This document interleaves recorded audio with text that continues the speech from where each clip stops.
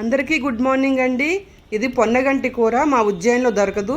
ఇది గుంటూరు నుంచి తెచ్చి ఇచ్చారండి. ఇది శీతాకాలము ఎక్కువగా ఎదగదండి. మా ఉజ్జయిన్లో ఎండాకాలం వర్షాకాలం చాలా బాగా వస్తుంది.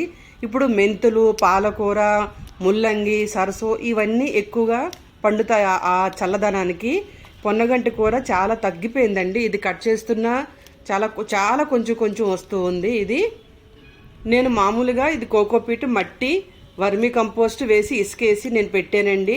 వర్షాకాలం చాలా బాగా వచ్చింది. ఎంత ఎక్కువ వచ్చిందంటే దాన్ని మిక్సీ చేసి ఉన్న మొక్కలకి వేసేస్తూ ఉండేదాన్ని ఎరువు. కానీ ఇప్పుడు చాలా తక్కువ అయిపోయిందండి. ఇది ఒకసారి మన తోటలో వచ్చిందంటే వెళ్ళదు. మీ అందరికి తెలిసిన విషయమే ఇది. ఎవరైనా గార్డెనింగ్ చేసేవాళ్ళు చూస్తే మట్టుకు, తెలియని వాళ్ళైతే ఒక కొమ్మ తెచ్చి పెట్టుకున్నారంటే మీ తోడు నీడ ఎప్పుడూ ఉంటుందండి. ఎప్పుడు కావాలంటే అప్పుడు పప్పులో తీసుకొని వేసుకోవచ్చు. కాకపోతే చల్లని వెదర్లో ఎక్కువగా పండదని నాకు